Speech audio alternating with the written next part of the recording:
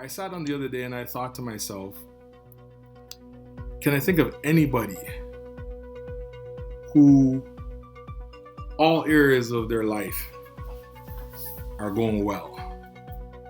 I'm just saying, like, anybody on the earth. Can I think of anybody on the earth that if I knew enough information about them, that I could say that all areas of their life are going well? And what I realized was that, especially for people who are successful, many times their success causes many other areas of their life not to be good, to be out of whack. And then that's the thing I realized, that you can pick anybody. You can pick anybody, and when you look at them, you can either see success or you can see failure. And the fact of the matter is that success and failure is ultimately one's yielding to God's Spirit. When you yield to God's Spirit, that is the thing that makes you successful. Because when you yield to God's Spirit, you yield to God's perspective. And sometimes we're trying to live the Christian life for God, but we're not yielding to God's Spirit. Because when we yield to God's Spirit, we don't see things from our flesh, we see things from our spirit. And we see things differently. If you were going to look at Joseph, if I look at him from the flesh, his brothers denied him. His father forgot about him. He lived as an Egyptian, and the Jewish background that he had served no purpose for him. If I look at it from the flesh, what he should have did when he saw his brothers, he should have killed all of his brothers and reigned as king in Egypt. But he didn't look at it from his flesh. He looked at it from the Spirit. And the Spirit showed him that God made a covenant with him.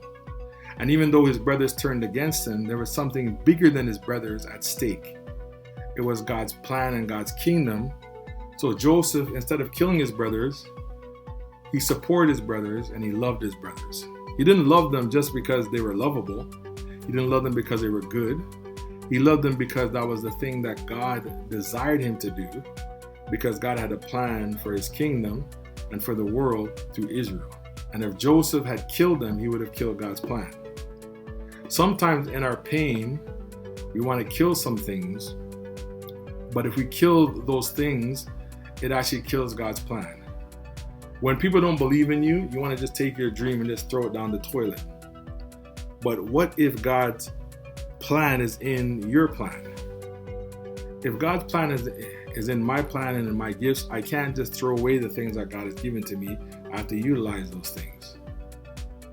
If you look at Moses, from the flesh, Moses, he's a murderer.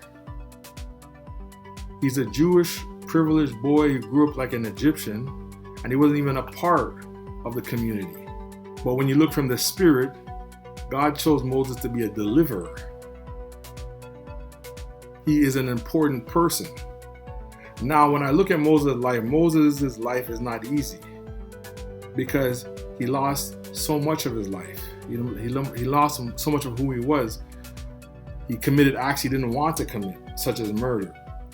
But instead of seeing himself as an ex-convict, he sees himself as a son of God, as a tool of God, as a prophet of God, because he doesn't see it from his flesh, he sees it from God's Spirit. And you can go through the Bible over and over and over again. You could pick so many individuals, and the only individual that you could pick actually was completely good was Jesus. And even Jesus, people have an argument. They say he could only do it because he was God. So even Jesus, people don't have full belief in him as a human being to say that that's how human life can be.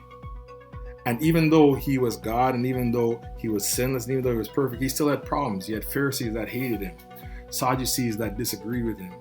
He had sinners that were out there that were just looking to get things from him. And he had all kinds of problems, and he was perfect. Now, all of us, we all know that we're more like Joseph, we're more like Moses, we're more like the different men and women in the Bible who had problems. We know we're more like them, So if we're like them, we should expect to have suffering and pain like they had. And even though we're not like Jesus, he had suffering and pain. So we have to get to the place to understand that people may not like us, but so what?